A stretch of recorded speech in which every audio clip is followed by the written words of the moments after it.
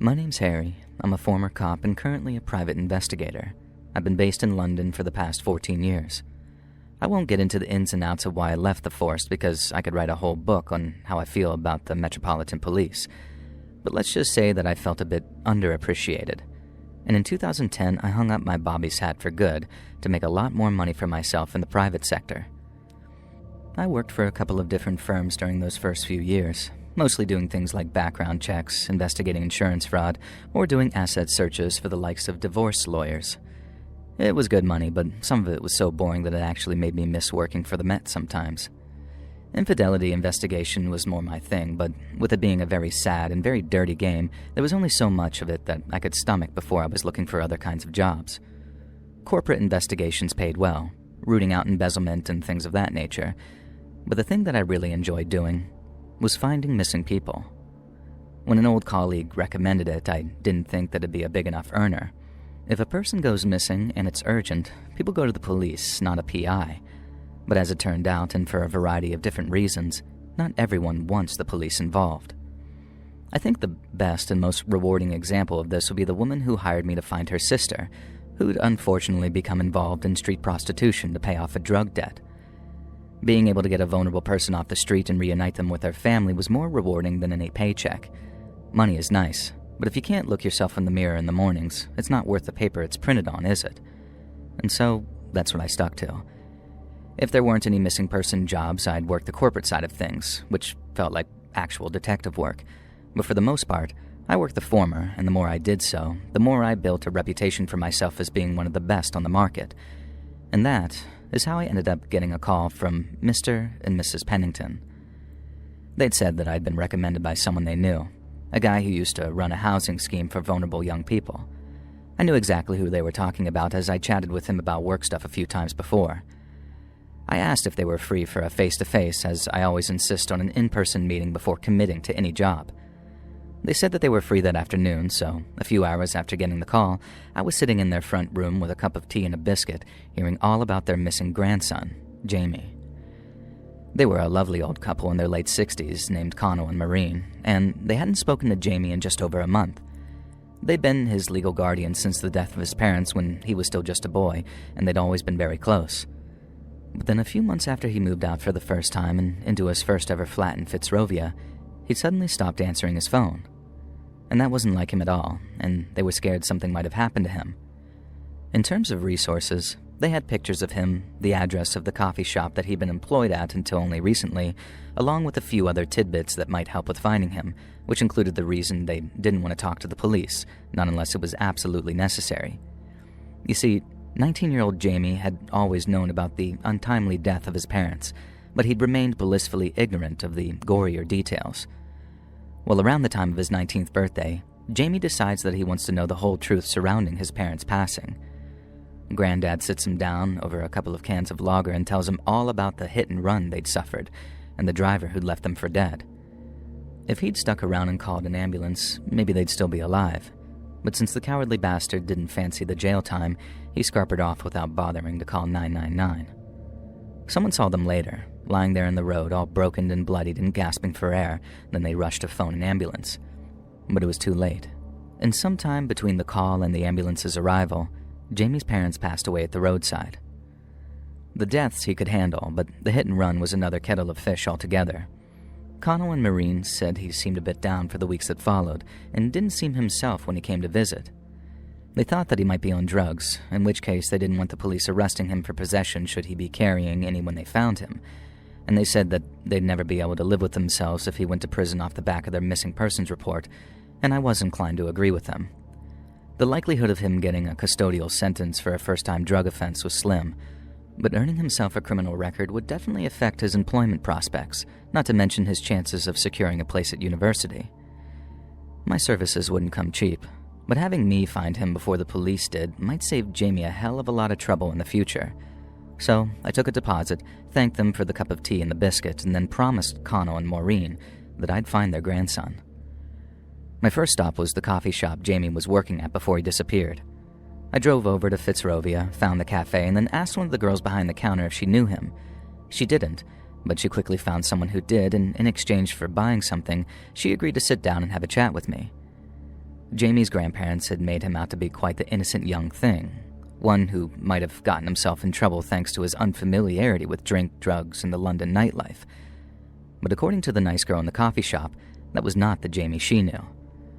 Firstly, I was under the impression that Jamie had only stopped going to work at the coffee shop because he'd disappeared, but that wasn't the case.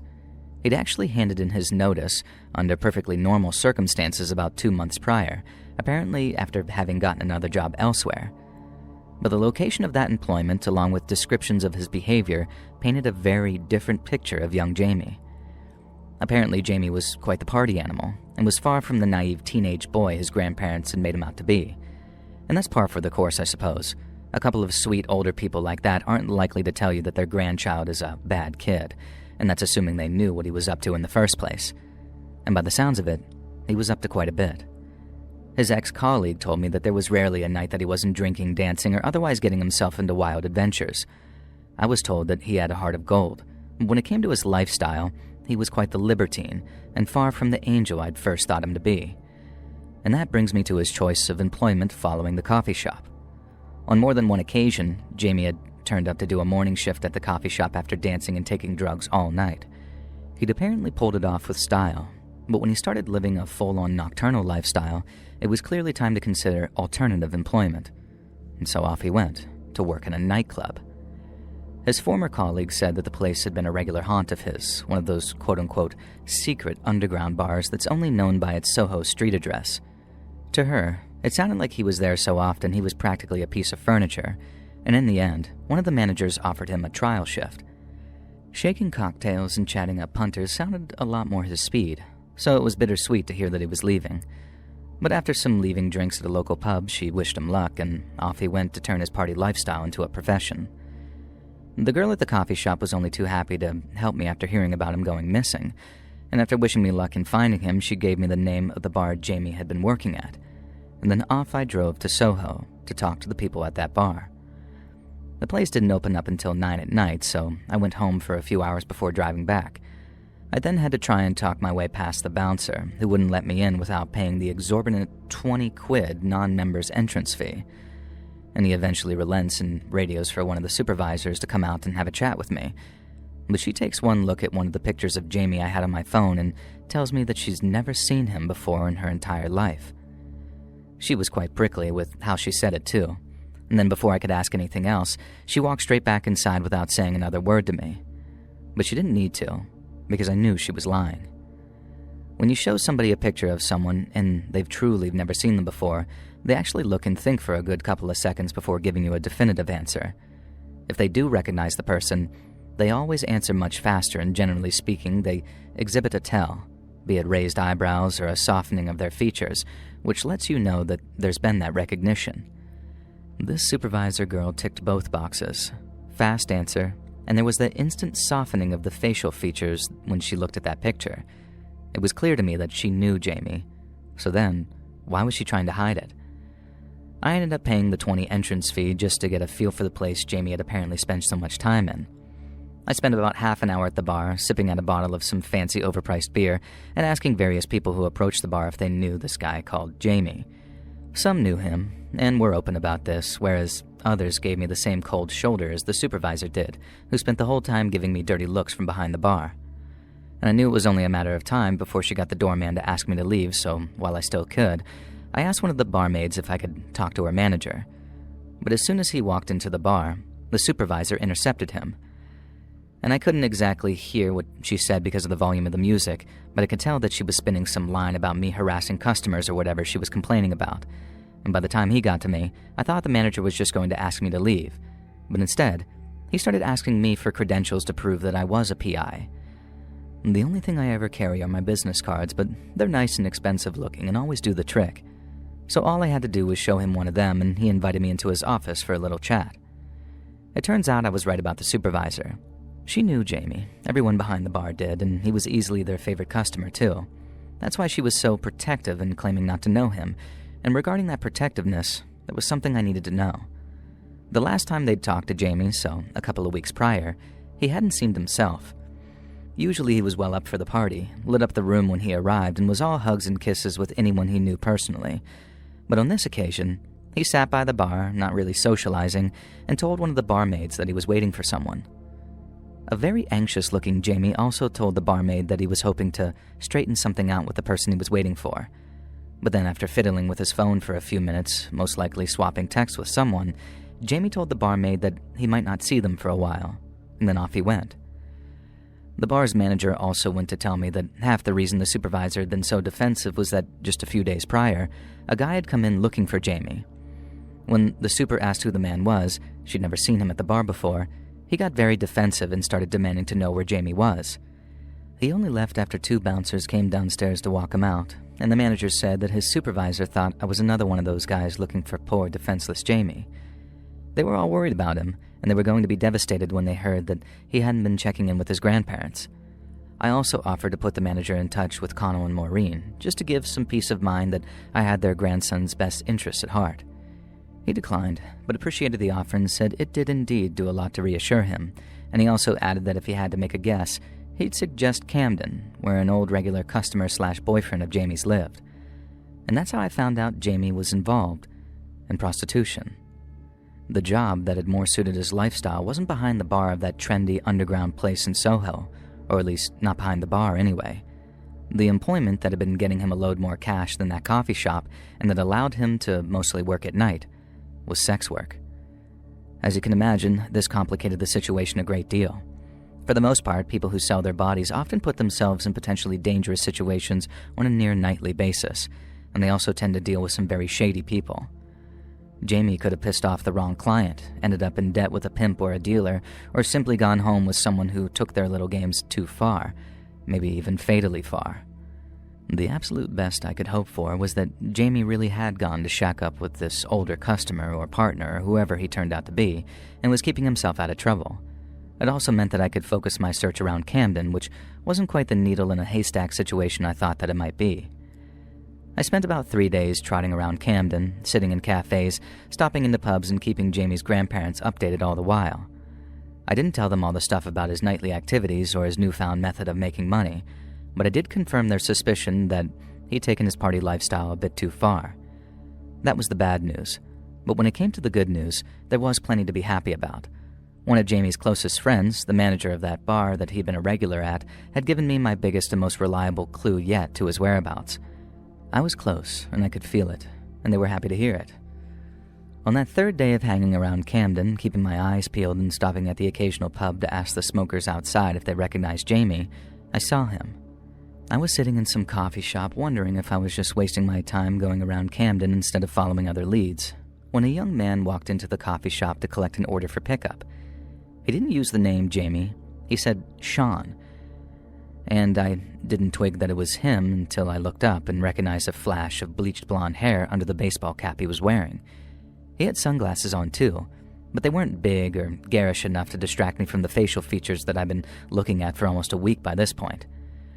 The second he left the coffee shop, I started following him, keeping my distance but tailing him all the same. We walked all the way down Camden High Street and then turned onto Pratt Street in the direction of St. Martin's Gardens. I kept my distance as I watched him walk down the path of a large 3-story house. Then when he knocked on the door, it was answered by an older man he swapped kisses with before being welcomed inside. And that was Jamie's older lover. It had to be. So as far as I was concerned, I'd found him. Mission accomplished, I thought. It was late in the afternoon, so I called Jamie's grandparents to let them know that I'd found their grandson. I then asked if they wanted me to approach him or simply keep track of him so they could make their move whenever they were ready. I recommended they do it soon because it seemed like he was in trouble with someone, and there was a chance that he might move on somewhere else if he thought he was being followed. We talked on speakerphone so I could hear Connell and Maureen weighing up their options before they decided what they were going to do. In the end, they asked me to keep tabs on Jamie for just one more day, and that they'd have a definite answer by tomorrow. Now, I wasn't about to say no. Extra hours meant extra pay, so I parked a few houses down and then stayed up all night making sure that Jamie didn't go anywhere. The next morning, I got a coffee and some breakfast delivered to my car and was confident that no one had entered or exited the house Jamie was in. I stayed there until early afternoon, at which point I decided to give Maureen and Connell another call to see if they'd made their minds up yet. But no sooner had I pressed dial that I heard, "The number you have dialed is not currently available. Please hang up and try again." I thought Connell's phone was out of battery or something, so I gave it about 10 to 15 minutes, then called back, only to get the same automated message. I started to get a bit worried, because it wouldn't be the first time some scumbag had targeted a person's family as a way of getting to them personally, so I drove over to Maureen and Connell's house to make sure that they were all right. I parked outside, walked up the path, but when I knocked on the door, neither Maureen nor Connell answered. Instead, it was a woman that I'd never seen before, who at first didn't seem to recognize their names. It was only after I explained who I was and that I'd visited not a week prior that she seemed to remember who I was talking about. She then explained that she was house-sitting for them while they were on holiday. I remember asking, "They've gone on holiday?" in total disbelief, because I'd spoken to them only just the previous evening. The woman then explained she didn't know what I was talking about, and that she was just the house-sitter, and how she was sorry that she couldn't be of more help. I felt so confused it was like feeling a migraine coming on, and I had to double-check everything to make sure that I hadn't totally misheard her. Connell and Maureen were the homeowners, yes, but they'd gone on holiday that very same morning, apparently after having arranged it months prior. I told her there must have been some mistake, that they couldn't have gone on holiday, and at that, the woman started to get visibly agitated. She told me there was no mistake and that she couldn't help me, and that I should try calling Connell and Maureen again once they'd landed. The dead phones were probably because they were on the plane and switched them off. I walked away more confused than when I arrived, and after trying his mobile a few more times, Connell still hadn't switched it back on. My mind was ticking over big time, wondering why a man would switch his phone off and go on holiday when he's just paid a lot of money to have me find his grandson. And the more I thought about it, the more I got this horrible feeling in the pit of my stomach. I spent the next hour or so weighing up my options so I could take the best possible course of action for all involved, and in the end, I settled on warning young Jamie that his grandparents might be in trouble. I drove back into Camden, parked up by that St. Martin's Gardens, and then walked down the path of the house that I'd seen Jamie walk into. I rang the doorbell first, and it sounded a little bit too loud, like the door wasn't all the way closed, so I gave it a knock, only to find it creaked open a bit under the force. My bad feeling was absolutely peaking by then.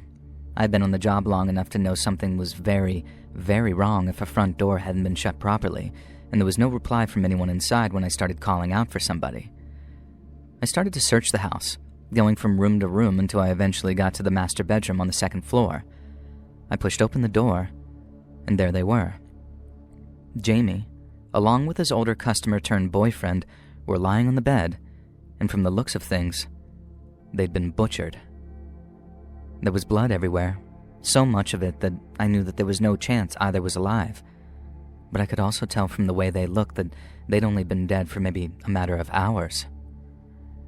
Of course, I called the police, waited at the scene for them to arrive, and then told my story twice in detail.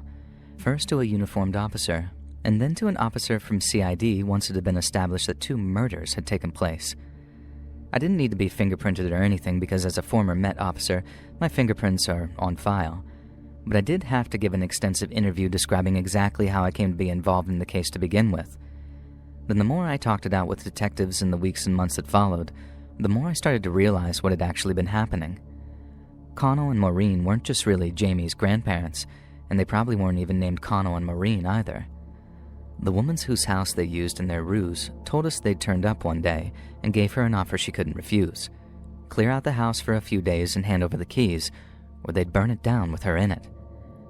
They gave her some money as a reward, or more like something to make sure she stuck to the story they'd given her. But when the police got involved, she was so scared that she handed over the money right away. £10,000, untouched and still wrapped in plastic in a shoebox. They'd completely pulled the wool over my eyes, and in doing so, they conned me into tracking down a person they wanted dead. And these murders went unsolved. It wasn't clear if all the butchery meant that it was a personal thing, or if a professional had dressed the scene up to look like it was a personal thing in order to confuse the police. It looked like someone had savagely attacked Jamie and his lover while they slept, but there was also no sign of forced entry and no evidence of anyone else having been in the house, save for the stab wounds on their body. Whoever had done it might have done so right under my nose as I was watching the house that night, or they'd waited until I was no longer on the scene before slipping in through the front door with a lockpick or a copy of the key. And aside from the obvious details, the whole thing was a total mystery. Forensics even checked over that house that I'd first met them in for any DNA or hair indication of who Maureen or Connell might be. But they'd had the place completely scrubbed before allowing the woman to return home, and with the owner herself saying it smelled like a hospital for days afterwards. The identity of Jamie's lover also remained a mystery, or at least outside of a select few it did. He'd been a well-to-do barrister, someone with a lot of money and someone whose family wanted to keep his name out of the papers once it had emerged who he'd been cheating on his wife with. They filed all kinds of injunctions with the high courts so that, when all was said and done, Jamie's murder was relegated to just a few column inches that was never followed up on. In the past, I've spoken to private investigators who've talked about having that one case that always sticks with you, and for a long time I wondered which case would end up being mine. But after Jamie, I don't wonder anymore. He is that case, and he'll always be with me until the day I die.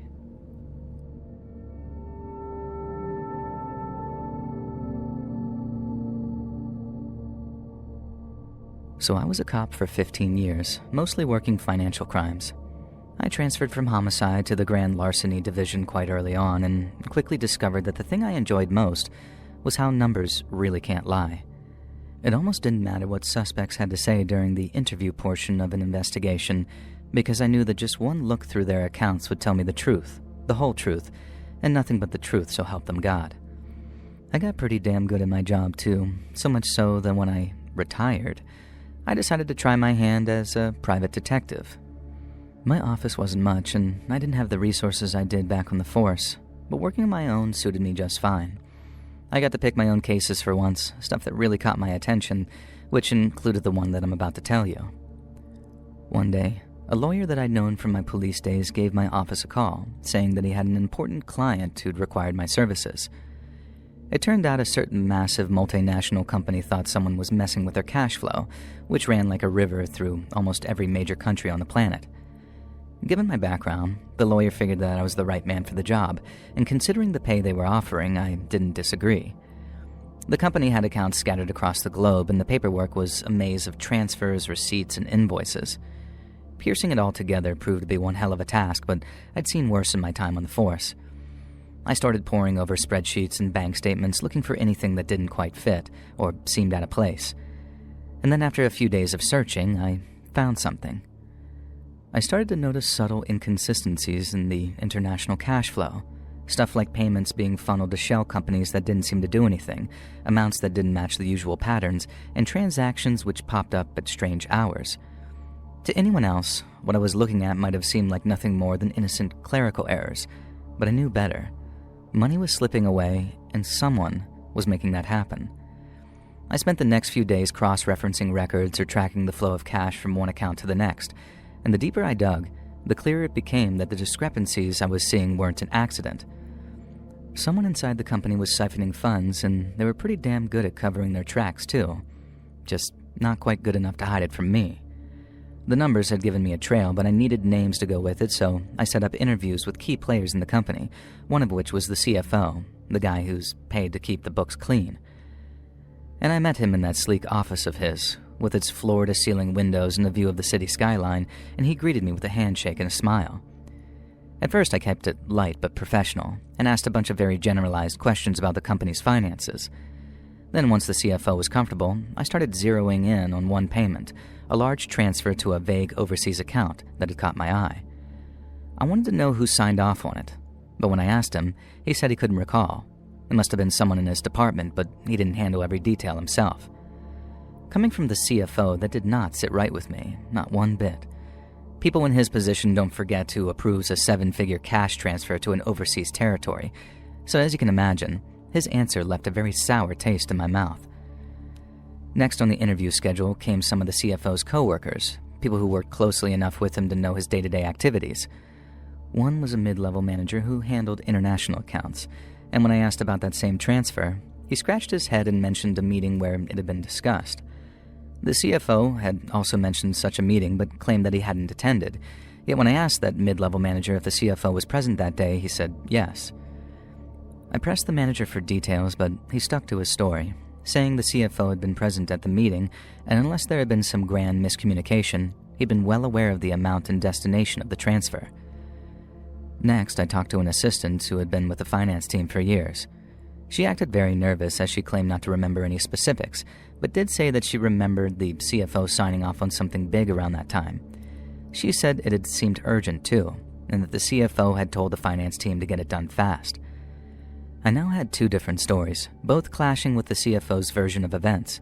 The cracks were showing, and I could feel the case was starting to heat up. After that last interview, I left the building and headed to my car, which was parked in a quiet lot about a block away. I had a small tape recorder that I used to record thoughts after meetings, an old habit that I kept from my days as a cop. So after I slid into the driver's seat, I hit record and started thinking out loud like I'd done so many times before. I laid out what I'd learned, from the suspicious gaps in the CFO's memory to the assistant's offhand comment about the rush job, and I figured that I could be onto something significant. The next step was finding out who owned that overseas account, and I figured there was a pretty good chance that sooner or later, my hunt for its owner would lead me right back to the company itself. After that, I remember saying something about how the CFO might prove to be a key player in what could prove to be a huge case of international wire fraud, but I never got to finish that thought. A sudden crack split the air, and before I could react, my driver's side window exploded inward and showered me with glass. Instinct kicked in and I ducked down in my seat, but I didn't move fast enough. 4 shots rang out, one after the other. The first bullet tore a hole through the dashboard just above my lap. It splintered the plastic and I felt the vibration of the impact in my thighs.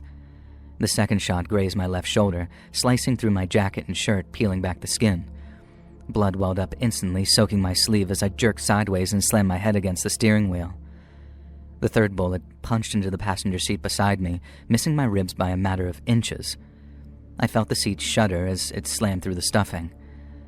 And my heart was like a jackhammer in my chest, and adrenaline screamed at me to flee, but there was no time to process what was going on before the fourth shot hit me square in the jaw, and everything changed. The impact was like a sledgehammer swung full force into my face, and I'll never forget the feeling of the pain suddenly exploding through my skull. The bullet entered just below my left cheekbone, shattering bone and teeth as it carved a path through my jaw. I felt the crunch of it breaking apart, fragments grinding against each other as the slug ripped through muscle and exited just below my ear. My mouth flooded with blood, but also the chalky grit of my own shattered teeth. My vision was blurred, and the world seemed to just sort of tilt on its axis as shock set in. My hands flailed, searching for something to hold on to, be it the door, the wheel, anything. But I felt my body shutting down. Darkness crept into the edges of my vision, and the last thing I remember was the faint hiss of the tape recorder still running as I slipped into unconsciousness. The next thing I remember was waking up in a hospital bed, hearing that steady beeping cutting through the haze. My entire body was aching. It hurt just to breathe, and my shoulder burned where that bullet had just grazed it. But that was nothing compared to my jaw. It felt like someone had bolted a steel vise to my face and cranked it tight, which in a sense is exactly what the doctors had done to keep my skull together. Every time I tried to speak, swallow, or move my mouth, a jolt of agony shot through me. But the worst was when I used my tongue to probe the damage, feeling empty sockets where my teeth once were, and the cold feeling of the metal wires holding my shattered jaw together. I don't know exactly how long it was after I woke up, but a nurse noticed that I was awake and hurried over to me. She told me not to move, and at first, I had no memory of how I ended up in the hospital. But as soon as she started explaining that I'd been shot multiple times, all those memories flooded back. The shoulder graze was minor, she said, but the jaw wound was bad. The bullet had entered my left cheek, fractured my mandible in 2 places, obliterated half my lower teeth, and then exited near my ear, taking out a chunk of soft tissue with it. They'd rushed me into the ER to stop the bleeding and stabilize the bones, and the surgery had been a success. She kept saying that I was lucky to be alive, but in that moment I didn't feel very lucky. I remember the frustration I felt as I tried to ask questions, but with my jaw wired shut, the words came out as nothing but garbled nonsense. I gestured for something to write with, and the nurse handed me a notepad and pen. My hand shook as I started scrawling these things, asking what happened and who shot me. She didn't know much, just that the police were investigating and would soon visit me. I tried to nod, but even that small motion sent a flash of pain through me. Later, the surgeon came by. He was a tall man with a calm voice that somehow made me feel at ease despite everything, and after some initial questions, he pulled up a chair and laid it out for me. Treating the graze to my shoulder was pretty simple. and all they'd needed to do was clean and stitch and bandage that. But my teeth was a lost cause.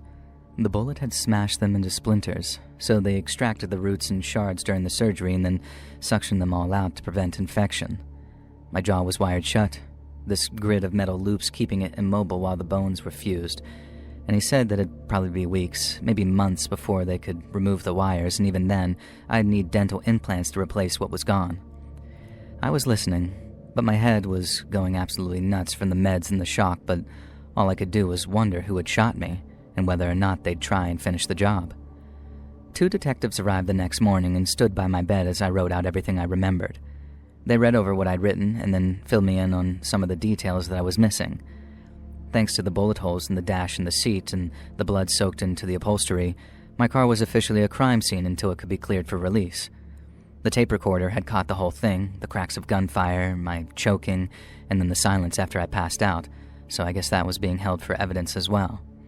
And like the nurse, the detectives told me that I was lucky, not because of the circumstances of my injuries, but because the person they believed had been hired to kill me had been an amateur and not a pro. A real hitman would have made sure that I wasn't breathing before leaving the scene. The detectives also told me about the security camera footage they had from a store across the street. It showed a grainy figure, little more than the shadow of a back and an arm, as he hesitated, fumbled the shots, and then just ran off in a panic. One of the detectives said that it looked like a first-timer, someone cheap and desperate. They'd found 9mm shell casings at the scene, but no prints and therefore no clear leads.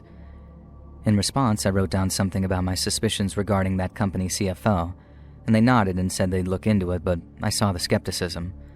Corporate cases were always murky and convoluted, and without evidence tying the hit to someone specific, even making an arrest would be a long shot. For the next few weeks or so, the hospital became my entire world. Even with all the pills, the ambient pain was a constant companion, like a dull ache in my jaw that flared up into razor-sharp spikes every time I made the wrong move. Eating was impossible, so I was put on a liquid diet and fed through a straw. The nurses blended my meals into a gray mush consisting of things like broth, mashed veggies, and protein shakes. It tasted like wet cardboard and swallowing hurt, but I had no choice other than to force it down if I wanted to stick to my recovery schedule. My shoulder healed fast, but the stitches itched under the bandage. Infection was definitely a risk, but the nurses kept me pumped full of antibiotics to keep that at bay. Physical therapy started early, which amounted to this grueling routine aimed at stopping my jaw from locking up permanently. A therapist named Claire visited me every day, and she was all smiles and patience and would sit me up, prop pillows behind me, and then guide me through exercises which stretched my muscles without cracking the healing bones. She'd ask me to open my mouth, and I'd be in so much pain that I'd start sweating as I tried. But I did try. And some days I could manage a few millimeters, and other days nothing at all. On those days, Claire would just sort of nod, completely unfazed, and jot notes while I just silently cussed myself out. I felt trapped in a body that wouldn't obey, but Claire kept the faith that I'd be able to heal, and she was eventually proven right. Sometimes it felt like the silence was worse than the pain. I'd always been something of a talker, but after that shooting, I was a mute, scribbling notes or pointing like a nonverbal child. Friends visited, bringing cards and awkward energy, but I couldn't join in, and I wouldn't be in the mood to celebrate my survival for quite a bit of time after that. My sister stopped by too, just sitting quietly with tears in her eyes as she watched me sip my food through a straw. And I hated the pity, the way it made me feel weak and pathetic. One of those detectives stopped by once to update me on the case. They still didn't have any suspects, but they were determined to find the shooter and make him talk. I asked him to keep digging, and he promised he would. But the way he sighed before he left told me everything I needed to know. The shooter might have been an amateur, but he'd gotten the basics right. So I had to accept the chances of finding him were pretty much slim to none.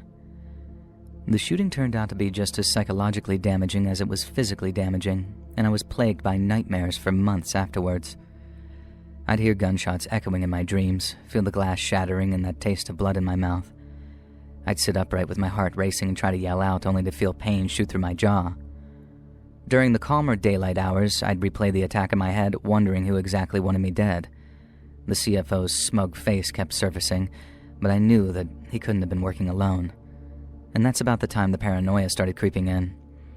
I'd stare out the window in my hospital room, half expecting to see a sniper on the roof opposite me. The nurses noticed my jumpiness and upped my sedatives, but that really didn't help. Not really. And after just shy of 2 months in that hospital, I was finally discharged. I thought it had helped to get back to the familiar, but I was wrong. I didn't feel comfortable in my apartment. I felt too exposed and too vulnerable. I couldn't stay, not with the shooter still out there. I packed, sold my office lease, and moved to a new town before setting up again under a fake name. Now, I take infidelity cases, small, safe, and simple jobs where the risk levels are minimal. I watch from a distance, using cameras and caution, avoiding anything that smells like corporate greed. I still got the scars. My jaw clicks when I eat, and I got a crooked smile and some missing teeth that the implants couldn't fully fix. Speech came back slowly, and I manage now, but those who knew me before say they can hear the difference. The nightmares still visit me sometimes, just less and less frequently, and I've learned to live with them. No one ever worked out who that shooter was or who hired him. So about 6 or 7 months in, I got a call from the detectives to say that they were being transferred from the case. I wasn't mad. I knew they'd tried their best, and I'd already kind of resigned myself to never seeing justice for what had been done to me. But it still stung knowing whoever shot me was free, and in all likelihood, they'd probably try to kill again. In terms of who paid them, the CFO is my best guess. But the truth is, I'll never know. The company rolls on, and I'm just a guy who got too close. But I survived. And that's enough for me.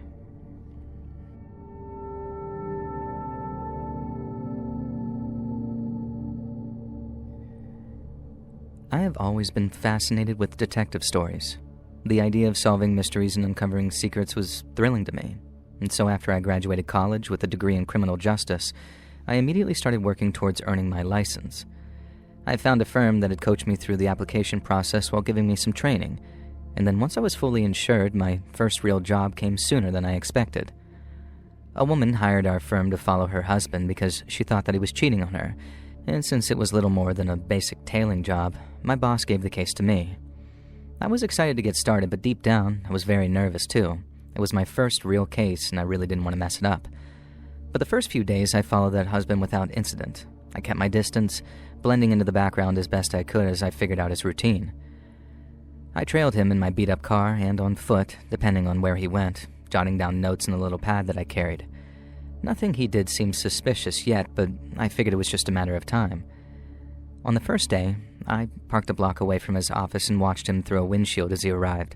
Then during lunch, I sat across the street from the sandwich shop that he walked to, sipping coffee while keeping an eye on him through the window.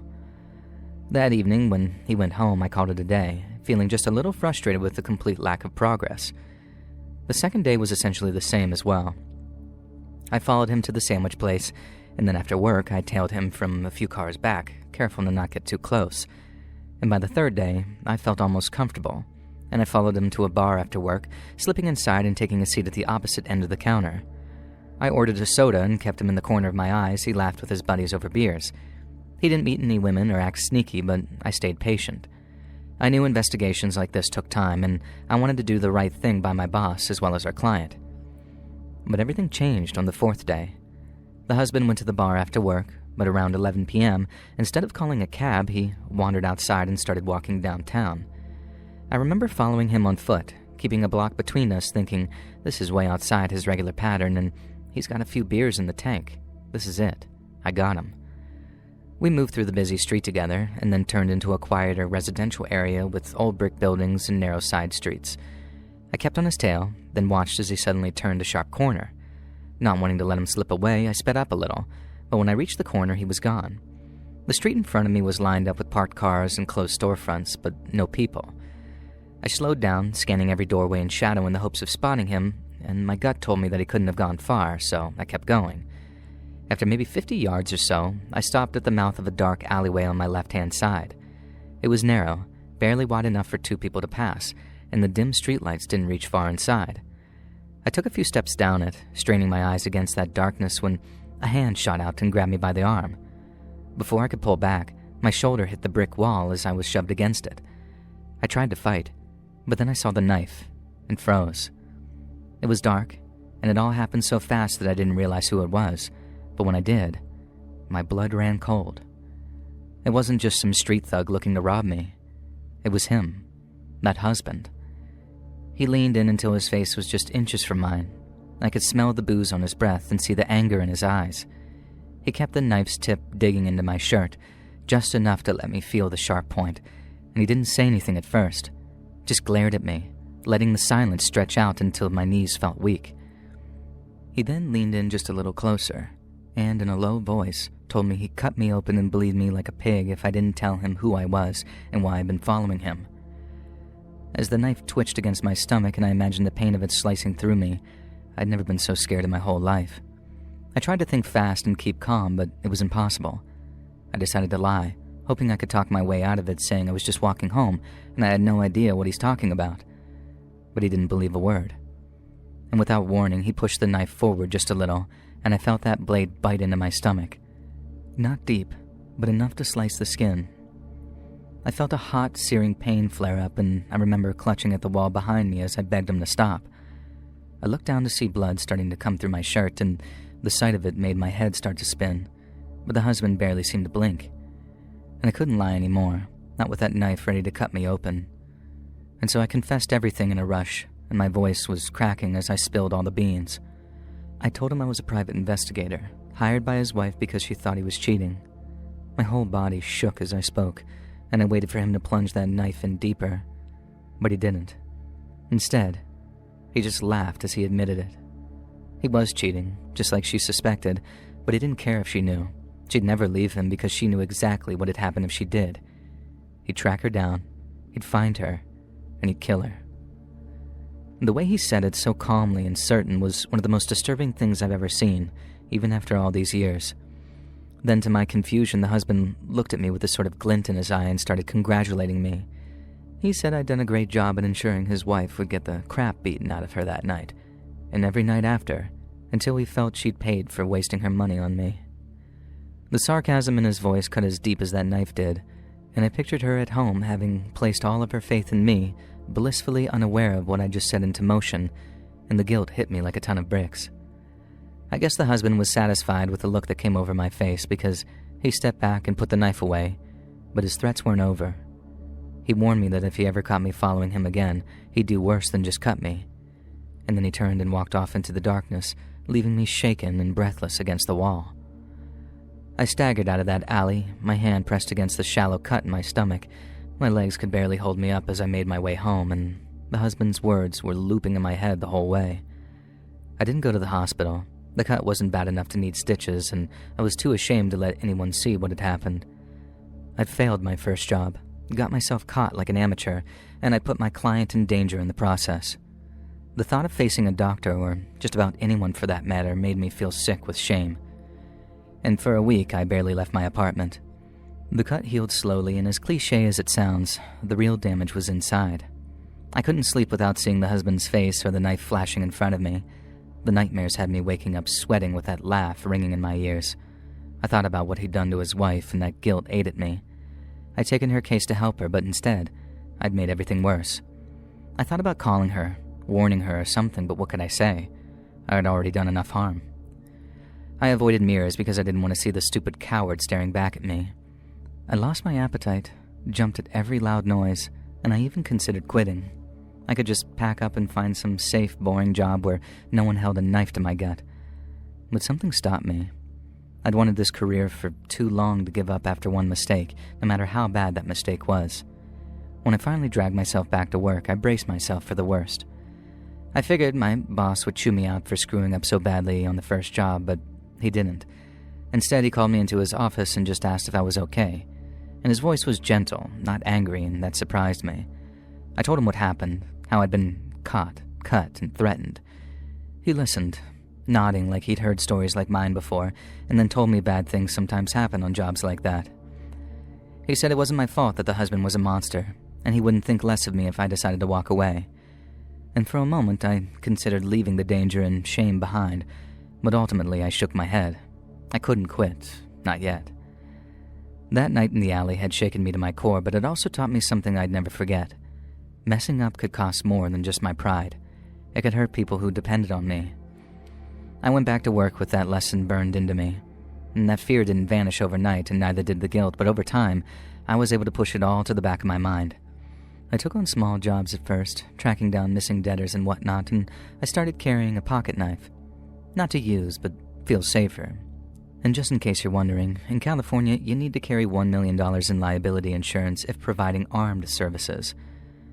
Over time, I got better, more careful, and more confident.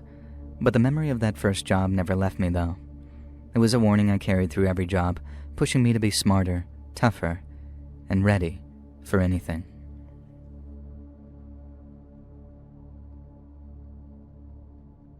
Hey friends, thanks for listening. Click that notification bell to be alerted of all future narrations.